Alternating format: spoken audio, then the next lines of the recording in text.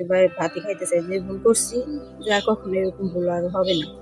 ভুল করছি যে এখন স্বামীর বাড়িতে আমি এর সাথে সম্পর্ক করছি, ওদের বাড়িতে আইছি, এটাই তো আমার অপরাধ। ওমান প্রবাসী স্বামী, যেখানে সেই স্বামী ওমানে যাওয়ার পরে সে ভাবি যে নাকি তার দেবর রাসেলের সাথে প্রেমের সম্পর্কে জড়িয়ে পড়ে।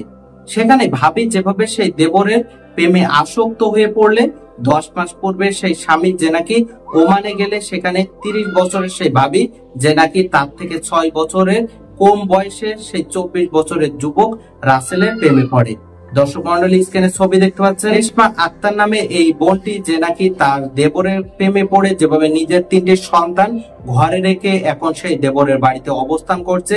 সেই রেশমা আক্তারের কথা শুনবেন, অবশ্যই শুনলে বুঝতে পারবেন নিজের 3টি সন্তান এমনকি প্রবাসী স্বামীকে রেখে সে কেন সেই রাসেলের বাড়িতে অবস্থান করছে।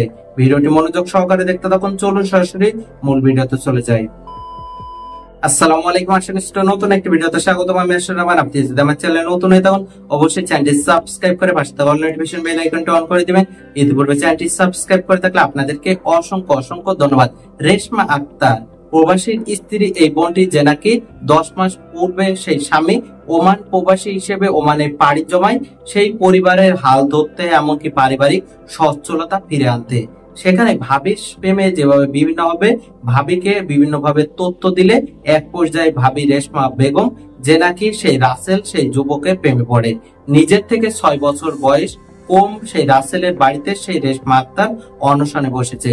নিজের 3টি সন্তান আছে, কিন্তু সেই সন্তানদের ভবিষ্যতের কথা চিন্তা না করে নিজের প্রেমে সেই রাসেলের বাড়িতে যে সেই রেশমা আক্তারের যে বক্তব্য ছিল, সেখানে প্রবাসী স্বামীর যে করুণ অবস্থা, 3টি সন্তানের যেভাবে হাহাকার, সেখানে কেন সেই রেশমা আক্তার সেই রাসেলের বাড়িতে গিয়েছে সেই সম্পর্কে সেই রেশমা আক্তার যেভাবে নিজেই বর্ণনা প্রদান করছে, চলুন সেই কথা শুনে আসি, তারপর সেই বিষয় নিয়ে তথ্য জানাবো। ভাতই খাইতে চাই যে ভুল করছি, যে আর কখনো এরকম ভুল আর হবে না। ভুল করছি যে এখন স্বামীর বাড়িতে আমি এর সাথে সম্পর্ক করছি, ওদের বাড়িতে আইছি, এটাই তো আমার অপরাধ, আর কোনো কিছু না। কারণ ওটা না দিয়ে গেলে আমি কখনো এখানে আসতাম না। মানে সম্পর্কে কেমনি আমরা ফোনে কথাবার্তা বলতাম বছর যাবত না, এই 5 মাস, কত বছর হয়নি। আমার হাজবেন্ড গেছে আজকে 10 মাস। এতো আমার সাথে কথা বলছি তার সাথে, আমি রাসেলের সাথে এটি করছি, মনে করেন এর জন্য আমার হলো এই বাড়িতে ওরা এসে দিয়েছে যে ওরা আজ হলো রাখবে না, কাল হলো রাখবে না, সম্পর্ক করছে, মানে কথাবার্তা বলছি। স্বাভাবিক, এটা দুনিয়া সবাই বলে। আমার খারাপ লাগতেছে, 3টে নাতি আমার ফটফটে হেলাই দিয়ে এর মতন দিয়ে চলে গেছে।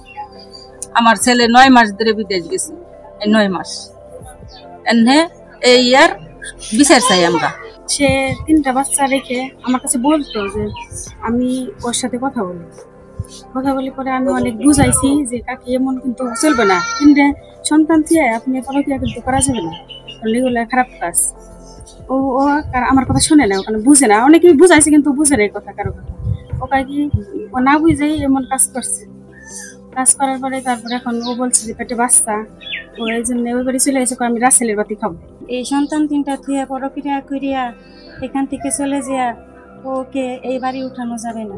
এটার বিচার আমরা চাই, এটার বিচার আপনারা করবেন। যে নাকি একটা পরকিয়া কইরে যার সন্তান জন্ম দেয়, ওই যে কোন স্বামী চায় যে এই রক্ত মাংস শরীর নিয়ে ওই স্ত্রী নিয়ে সংসার করা। নিজের এমনকি পরিবারের আর্থিক সচ্ছলতা ফিরে আনার জন্য প্রবাসী যে নাকি ওমানে গেলে নিজের স্ত্রী যে নাকি সেই দেবরের সাথে অনৈতিক প্রেমের সম্পর্কে জড়িয়ে পড়ে সেই দেবরের বাড়িতে যে অনশনে বসেছে।